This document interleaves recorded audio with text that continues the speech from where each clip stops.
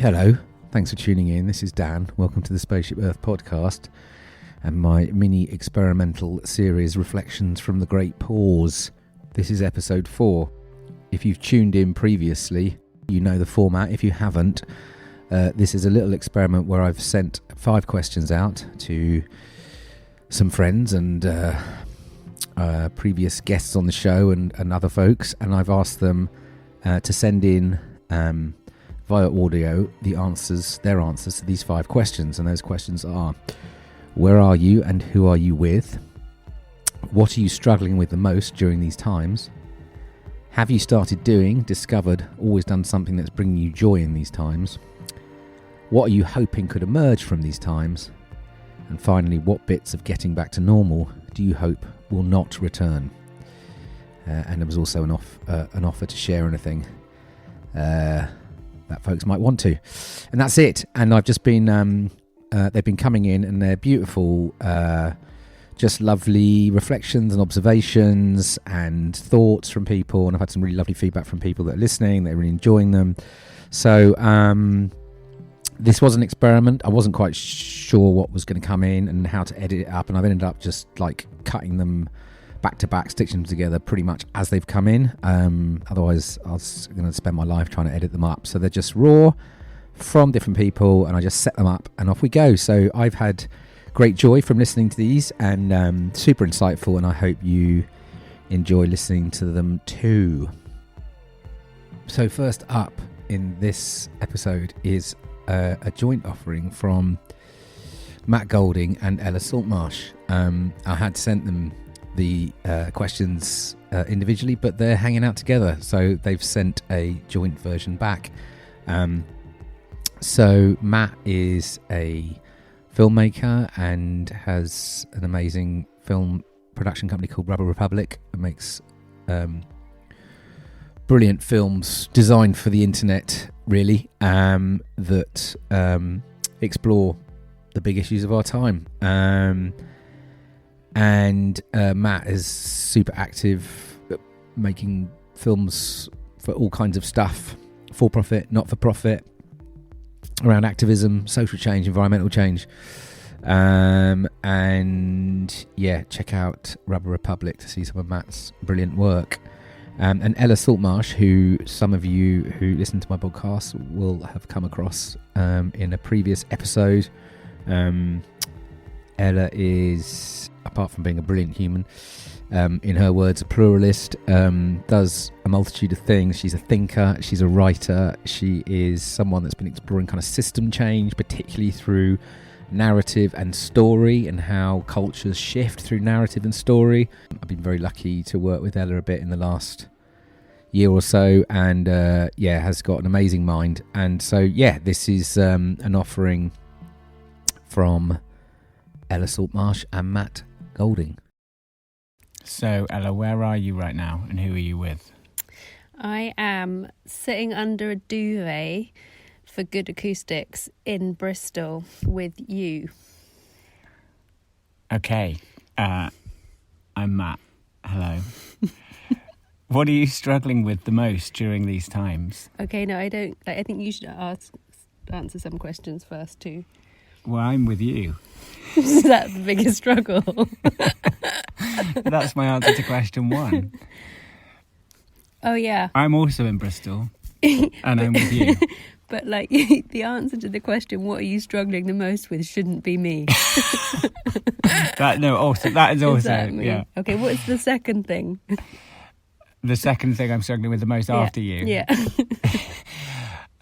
Not being able to see my daughter is sad, because she's locked up with her mum in isolation. What are you struggling with the most? I'm struggling with, similarly not being able to be with vulnerable family members. I've got a very old grandma who's 101 in a care home where there is coronavirus, and it's really hard not to be able to support her and to hear her struggling when I talk to her. And I guess, to hear her and other family members who are by themselves be so isolated. So I think I'm really struggling with that. And I think more widely, like in this moment, I feel like the pandemic has really shone a light onto lots of different areas of suffering across the world, really. And I think I feel much more connected and aware of that suffering. And I think that's a good thing, to be more aware of it. And it's also challenging. Have you started doing or discovered or always done something that is bringing you joy in these times? What's bringing you joy? Oh, apart from sitting under a duvet recording this. In what's bringing me joy in these times?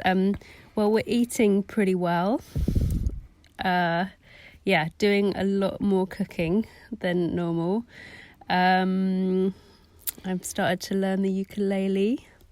That's pretty exciting. And then nature, like I always love it, but it feels even more precious because we have very limited time in it. And I feel very lucky and actually very privileged to be able to go out in it.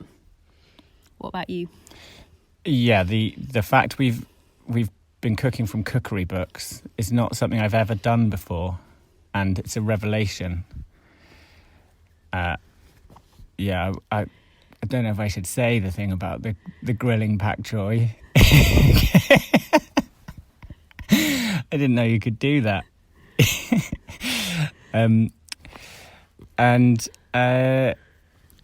The ability to try and just stop, although I'm not doing it very well, but the idea that we can stop doing the kind of perpetual cycle of everything we normally do is a real privilege, although one I'm not sure I've fully embraced yet, because I seem to be remarkably busy given that I've got technically nothing to do. But yeah, and the woods that I feel increasingly guilty going to, but I'm still going because it's my 1 hour of exercise a day, and I just get more and more slightly quizzical looks until you get there, and then everyone's friendly. In the woods, everybody's friendly. At a distance. Yeah, a suitable distance.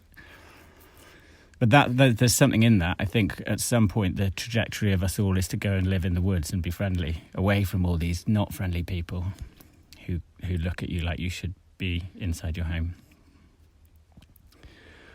What are you hoping could emerge from these extraordinary times? That's a really big question. I guess in the long term, it feels like the fundamentals of capitalism are being questioned and undermined. So I hope that we can move to a different way of organising our economies that is much more based on mutualism and our interdependence with each other and nature. So I guess that would be the best case scenario. What about you? Well, building on my last point, maybe an interconnected network of tree houses. Oh, yeah. That's how we could live in the woods. Is that your final answer to the question? No, equally. I mean, everybody's saying that there's an opportunity in this moment to create a new and better future, new ways of creating energy, of interconnecting with each other. And I am excited about all of that. But I feel there's a lot of work we need to do to create it. So I'm hoping that there may be a brighter future ahead, but also cognizant that we might need to roll up our sleeves to get there. It's quite hot under the duvet. It is quite warm. This is global warming. What's the final question? This is what I blame it on. Before I pass out. What bits of getting back to normal do you hope will not return?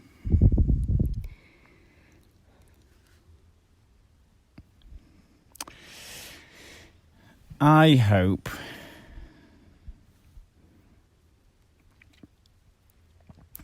the kind of selfish individualism of the last bit of time I've been alive won't return.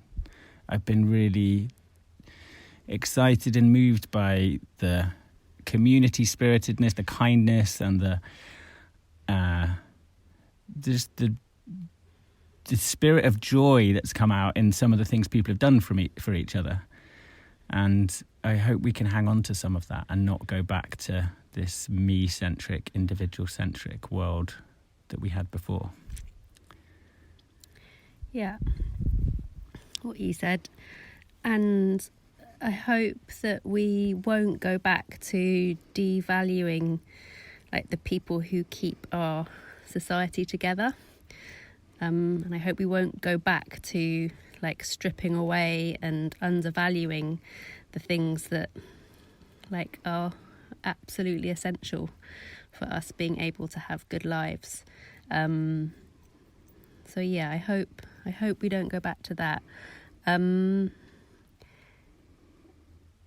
I guess, you know, there is something about consumerism as well. Like, I think in this moment, people are consuming very differently. A lot of people are consuming less.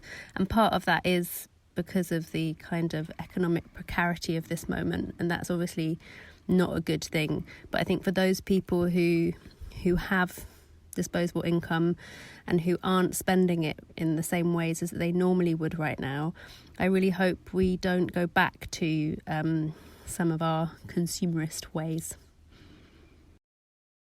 I hope we can maintain our cooking from cookery books after this is gone. I hope we don't go back to cooking without cookery books in a hurry. I hope we can find the time to read how to cook properly. Okay, look, is there anything else? Are you going to sing a song now? Poem, song? I've got a ukulele. I could sing the Incredible Fuck Up song. Poem. We might have to do that in another installation. Live. Okay, I think we should go. Okay, goodbye. Bye. One thing I have found out during these times is doing experimental podcasts will whittle away the hours fairly swiftly. I thought this experiment was going to be quite straightforward. I had said to people, can you just send stuff in via WeTransfer? Actually, most of the stuff's coming via people's phones, which is to be expected, really, because, of course, that's what I've asked people to do, is to record bits of audio. But I've had some really sort of random files via WhatsApp,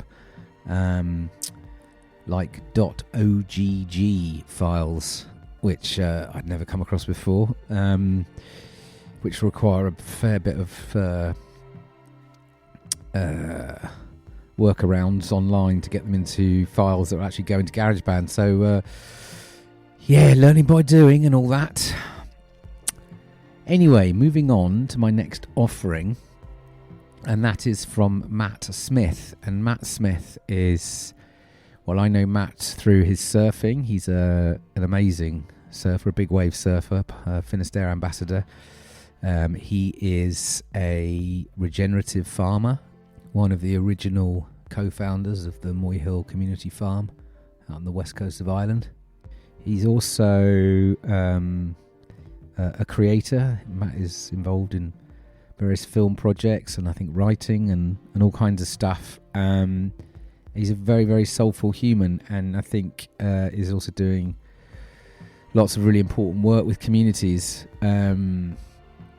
particularly when we sort of think about the uncertainty that's kind of unfolding. Matt is definitely doing really important work in the face of all of that. So yeah, check out Matt Smith. You'll find him on Instagram as Honest Captain. He's a force of nature, and this is some reflections from Matt. Hi Dan, that was a nice invitation. I was just sitting in my car because my car is really warm. It's got loads of windows. It's actually a van, a little camper van. It's got loads of windows and it faces the sun early in the morning, and it's really private. I was just doing a bit of correspondence, and Actually, I was just arranging a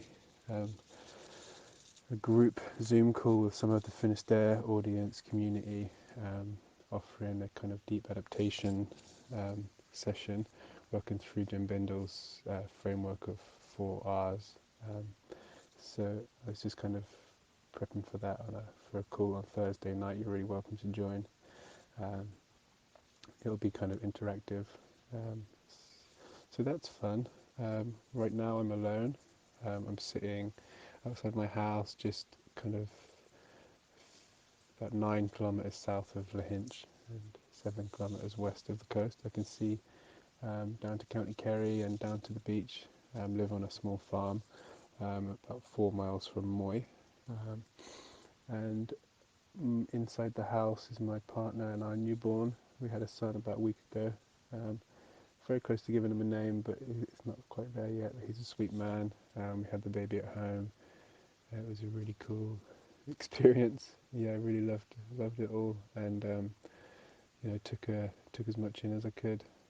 Also lived with another family. It's quite a kind of large house, or anyway too large for us. So they live in kind of one half, and we're not in kind of commune with them. We're just kind of neighbours that live in the same house. So there's some things that we share, but most things we kind of keep separate, which is great for me, great for us. Makes things quite easy, but it's really beautiful here. What am I struggling with most during these times? It's a great question, and it's kind of, I suppose, the first thing that comes is like, Jesus, it's full on, straight off the bat, because it's hard for me to feel like deep sense of kind of that it's okay to be vulnerable, or trust in. But I'll go as hard as I can because I love you, and because I feel that the wherever it goes, it will be the best. But I suppose it's what I struggle with, kind of in any time. It's just this time, and I think we're talking about like today or the corona or something. But I suppose it's kind of feeling the anxiety that I have, and it's not massive, but it is there. It's mild, and it's I suppose been there my whole life, and sometimes that kind of tickling in my stomach has kind of led to really beautiful things. Um, I've had a kind of really full life, and I think I owe some of it to that kind of get up and go in the morning.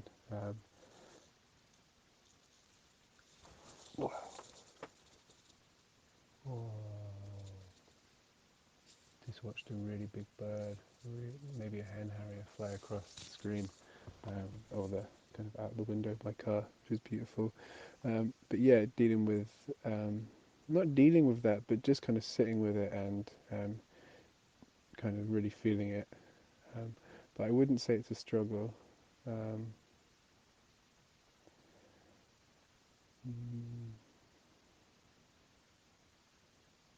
yeah, I wouldn't say that I'm struggling with anything, but that's kind of that kind of the inner work that I'd be doing, even though it's just it's really not a huge process. Yeah, I'm definitely eating more than I used to. Overeating for sure. I mean, I'm still fit and healthy, but I'm eating more than I need. Craving kind of junk food. Um,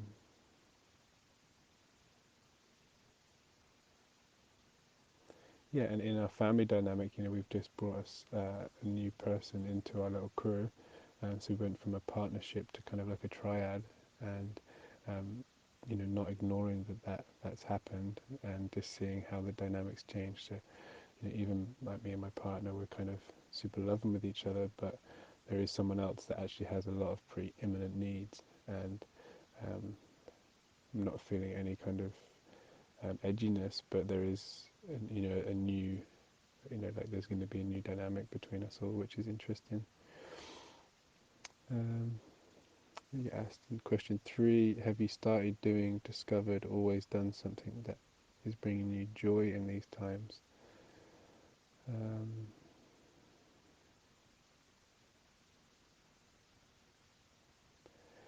I think the most thing that I've started to integrate recently is just, and it, I know this comes up for a lot of kind of seekers or people on some kind of spiritual path, but it's like, and you can kind of interpret that however you want, but I really am trying to integrate as much as possible, just kind of acting from a place of big yes or joy or buzz or bliss or something like that, and actually kind of landed strong in me when I listened to an Albie Fonz, who's like a surf filmmaker from maybe the 70s. He made a really beautiful film called Morning of the Earth. And he said when he was young, his mum just told him to only ever do what he really wanted. Um, so I kind of, and I didn't like take that to mean, you know, go wild or be reckless. But what I understood is like, you know, if something opens your heart, do it. And if if that is the case, you're probably going to do it well, thoroughly, with a lot of presence and care. And the more we can bring that into our life, the more our life is going to be filled with joy. So basically, not acting from a place of I should be doing this or so I'm bringing that in more, and seeing it play out really well. And it's been happening for like a few years now. It's not to say my life is just kind of full of like kind of complete contentment, because there is things I'd like to change, and working on loads of different things. And also like my work in like regenerative agriculture and rewilding, and with Finisterre, it's all Finisterre is a kind of fair trade B Corp clothing company. I do some part-time work for them. It's all about kind of trying to shift some kind of cultural way of doing things. So have number 4, what are you hoping could emerge from these extraordinary times? I suppose more slowness, and I suppose it's interesting because there's some questions here that are kind of past and future related. So this is like what's the future from emerge from these extraordinary times. Like for me, all of time is extraordinary, but in terms of from the kind of after the kind of maybe the pandemic has kind of passed, like the short answer would be slowness, like I said, but peace, peace on earth, and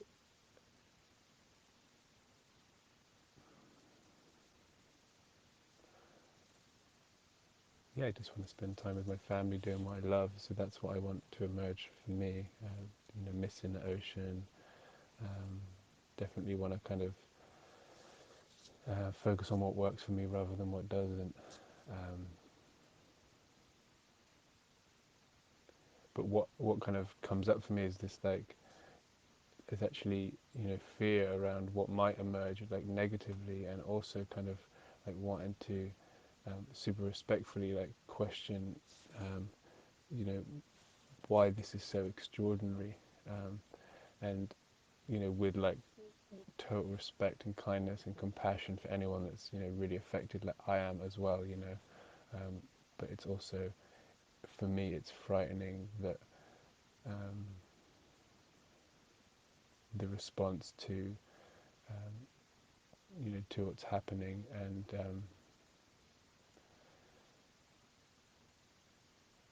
I might have my facts wrong, but I follow a philosopher, scientist called Charles Eisenstein, which Dan, I'm sure you're aware of. But in a paper that he wrote recently, he kind of like collated some figures, and it's like the worst case scenario from corona is the death toll might be 2 million, which is in no way insignificant. But out of those 2 million, he says that the majority of those people would have been pretty sick anyway. And he says the annual death toll for children, for hungry children, is 5 million. So for me, it's just like, it puts it into perspective, and it makes me feel anger, and that's kind of confusing when our response to 2 million, like worst case scenario, 2 million, like mostly sick people will die, is to kind of shut down everything and take a lot of people's liberty away from them. So it's just, I suppose confusion comes up for me. Thanks, in short. And my next question is number 5. What bits of getting back to normal do you hope will not return?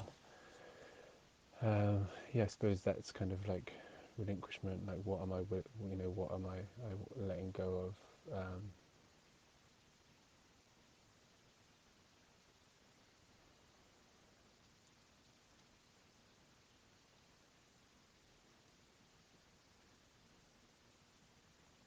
Will not return.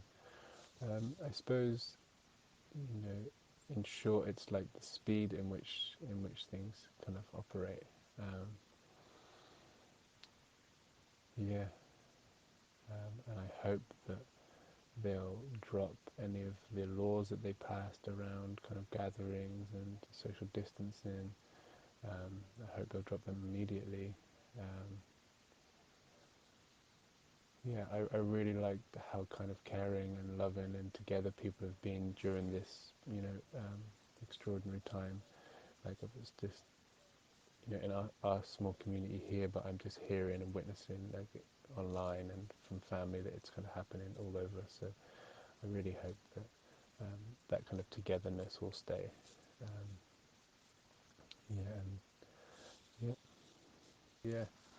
And thanks for asking me these questions. It's nice to be invited to kind of dive into that little bit, as always. Hope you're well.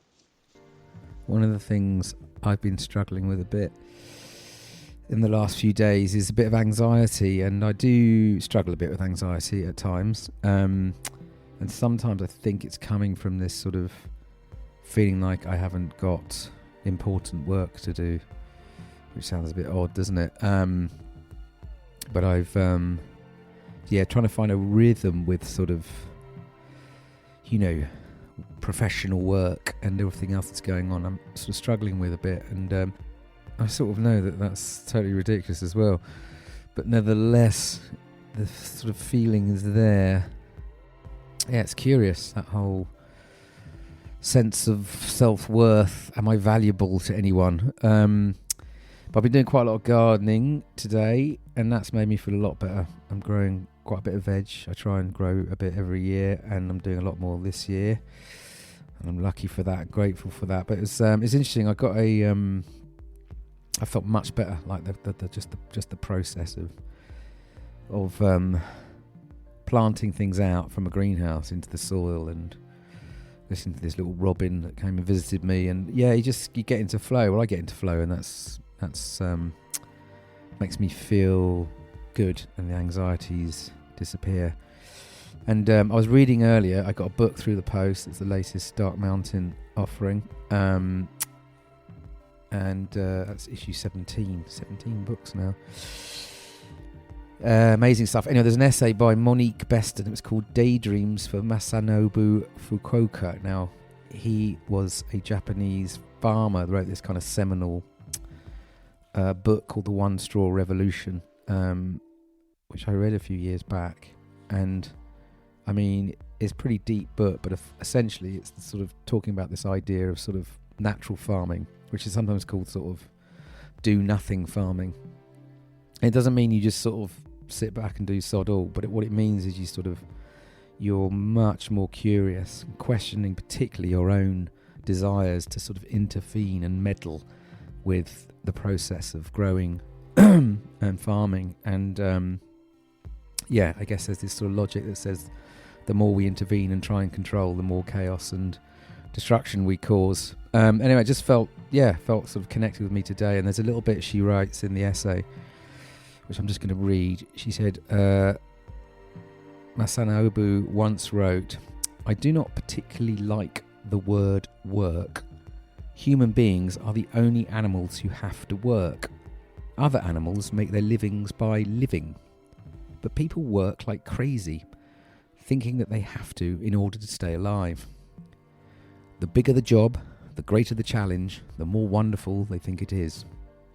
It would be good to give up that way of thinking and live an easy, comfortable life with plenty of free time."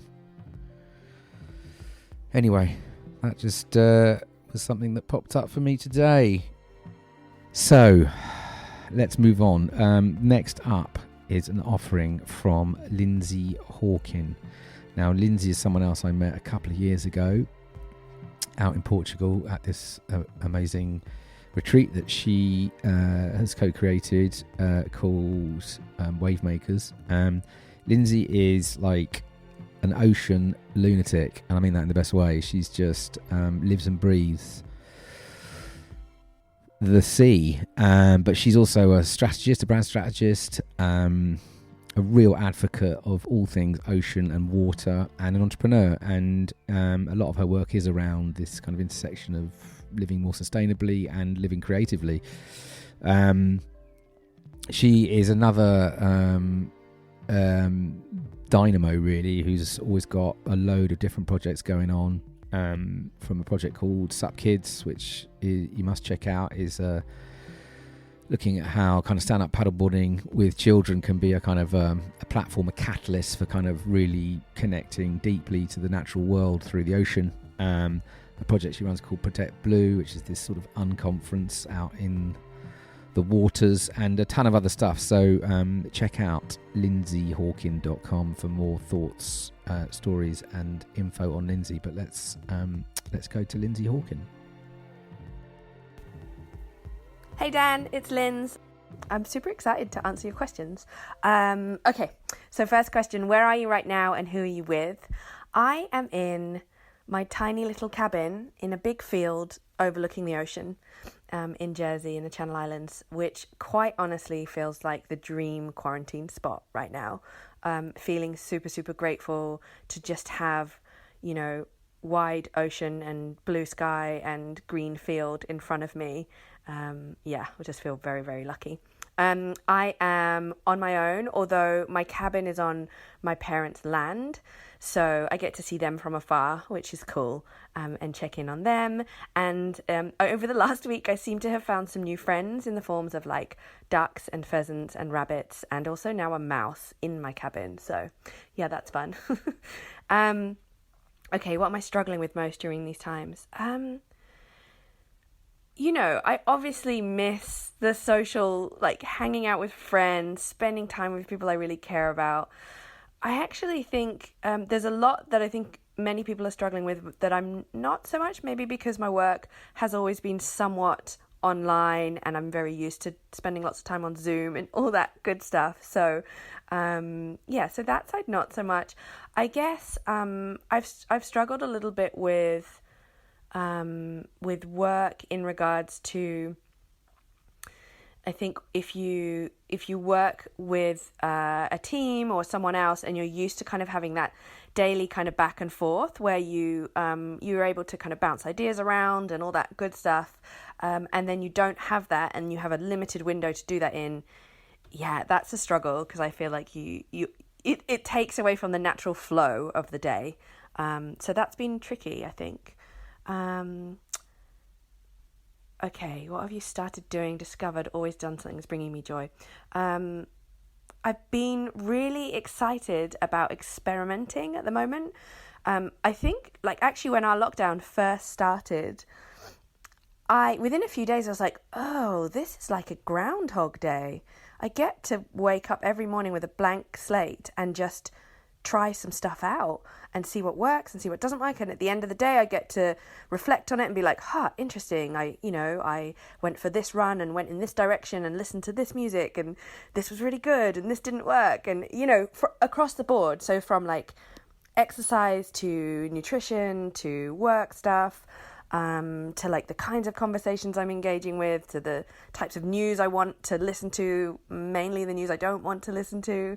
So yeah, the experimentation has been rad and really, really interesting to just explore, like every day, like just tweaking and optimizing, I guess. I don't know, I'm kind of geeking out about that. And the other thing that I've just been like totally fallen in love with is just running. I live really close to a reservoir, so I don't really have to go on any roads. I just have a track behind my place to get down there, and it has just been an absolute joy to get up in the morning and just run. And we've been blessed with really good weather too, and it's been fascinating to see, almost like a sit spot, but a running spot.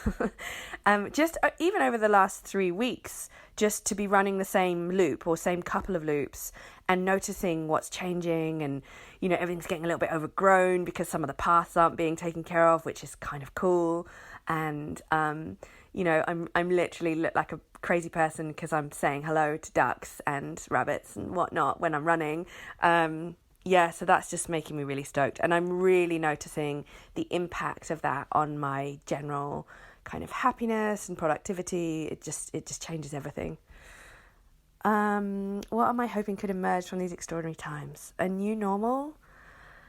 You know, a normal where communities take care of each other and we feel unbelievable gratitude for the world that we live in and the planet, and we take really good care of it.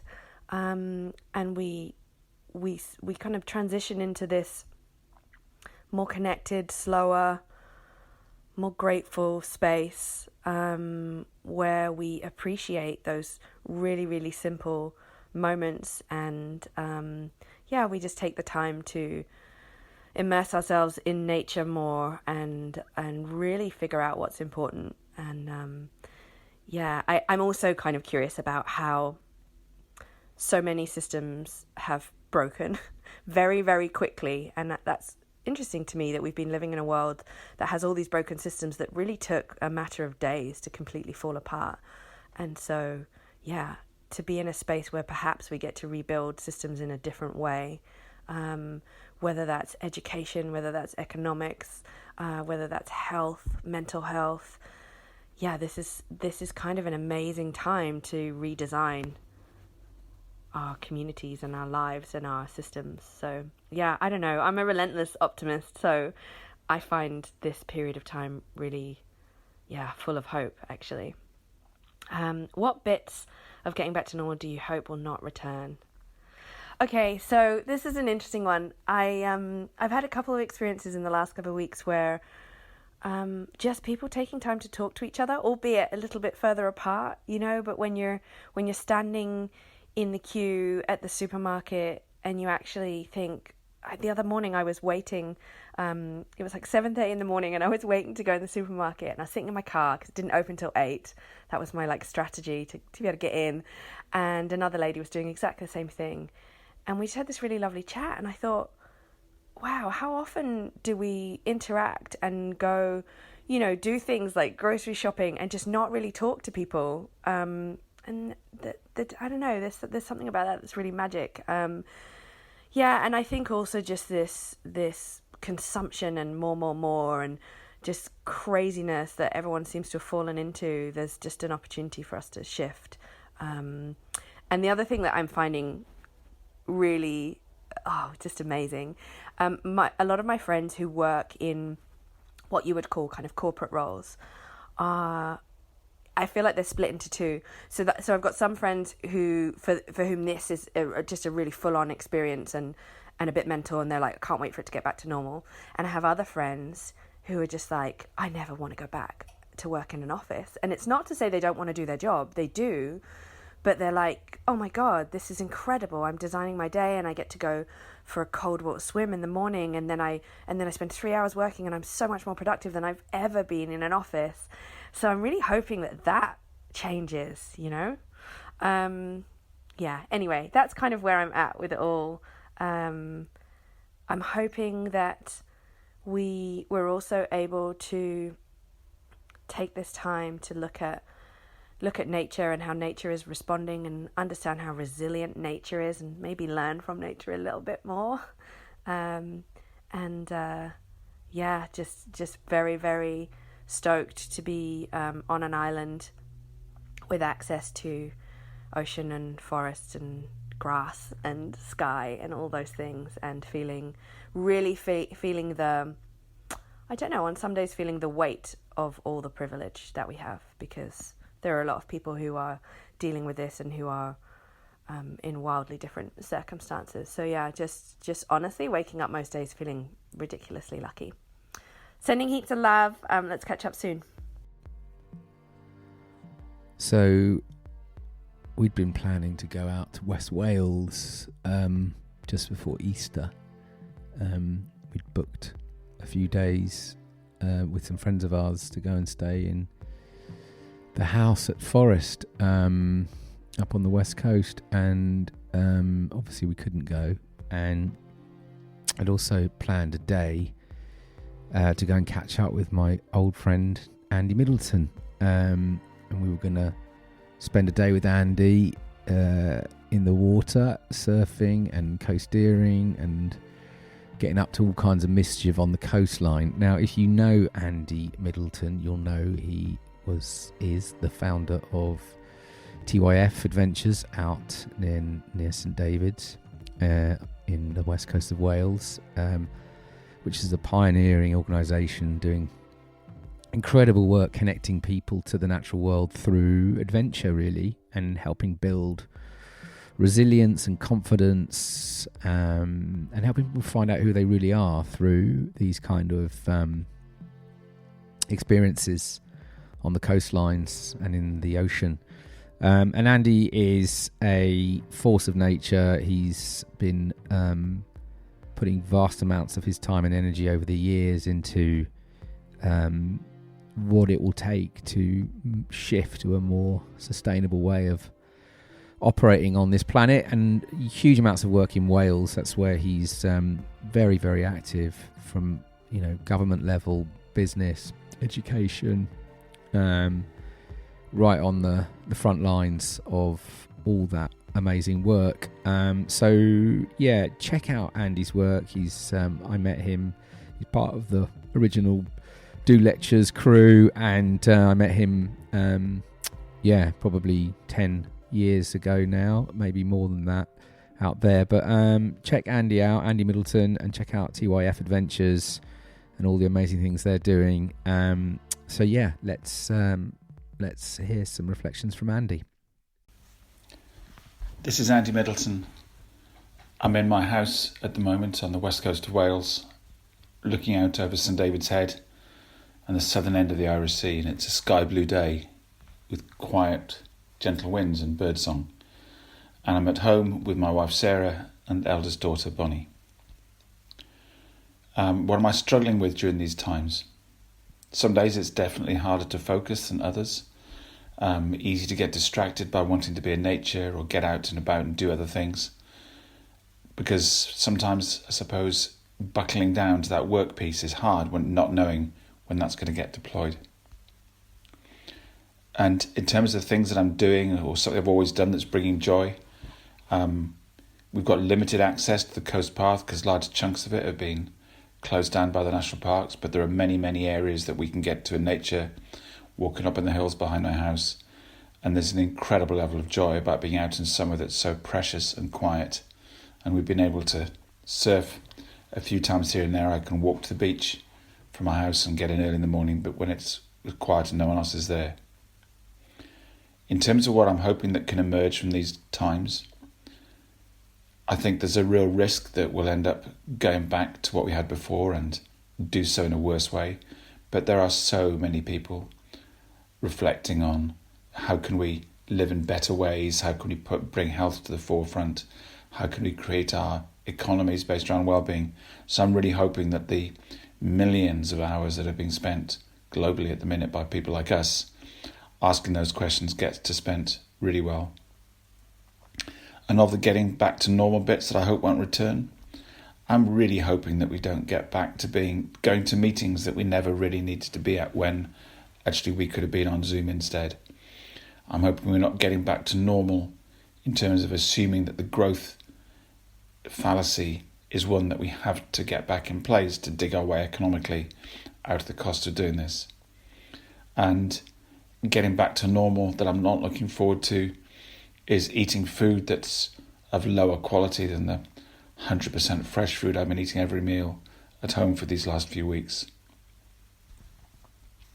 And in terms of the things that I'm working on that most excite me, a huge amount of our effort over the last couple of years here at TYF has been around education.